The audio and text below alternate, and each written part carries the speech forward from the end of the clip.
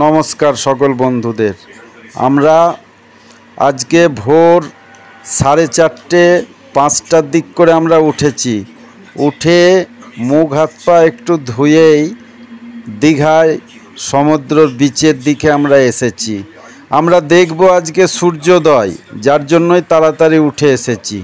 এখনও সূর্য ওঠেনি, ঘোলাটে হয়ে আছে, হালকা অন্ধকার, তবু সমুদ্র ধারে ভালোই ভিড় হয়ে গেছে। আমার ছোটো মা গাড়ি চাপার জন্য ব্যস্ত, তাকে গাড়িতে চাপিয়েছি, সে চেপে চেপে ঘুরে বেড়াচ্ছে। কি ছোটো মা, ভালো লাগছে তো? সে গাড়ি চালাচ্ছে, ওর মা আছে ভিডিও করছে। আমরা সূর্যোদয় দেখব, খুব সুন্দর চারিদিকের আকাশ বাতাস সিনারিটা। সমুদ্র জলটা অনেক নেমে গেছে, এখন জোয়ার নেই, শুধু বালি। সবাই জলের দিক করে গিয়ে জল দেখছে। আমরা ওখানে জলে নেমেছি, আমরা এখন বসে আছি, সূর্য উঠবে দেখব। আমাদের হোটেলটা সমুদ্র ধারেই, যার জন্য আসতে বেশি টাইম লাগেনি।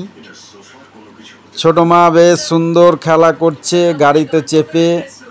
গাড়িতে চাপতে 50 টাকা করে নিচ্ছে, এক পাক ঘুরিয়ে নামিয়ে দেবে। কি ছোটো মা, কি হচ্ছে, ভালো লাগছে?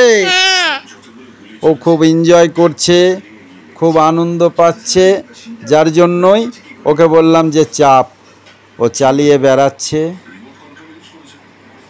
খুব ভালো লাগছে দীঘাতে এসে। চারিদিকের আকাশ বাতাস, সমুদ্র ঢেউ। এখন এই ভোরের দিক করে বাড়িতে থাকতে এত সকালে উঠি না, এখানে উঠে খুব বেশ মনটা বেশ চাঙ্গা হয়ে গেছে।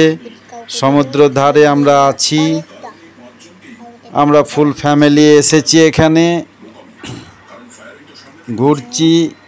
ছোটো মা খুব আনন্দ করছে, রিমোট সিস্টেম গাড়ি। ও ভাবছে আমি হ্যান্ডেল করছি, আমিই চালাচ্ছি, কিন্তু চালাচ্ছে সে, যে যার গাড়ি সে রিমোট ধরে আছে।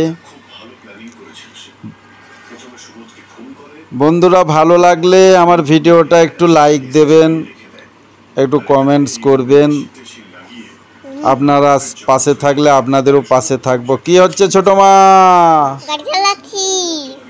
গাড়ি চালাচ্ছ? ভালো লাগছে?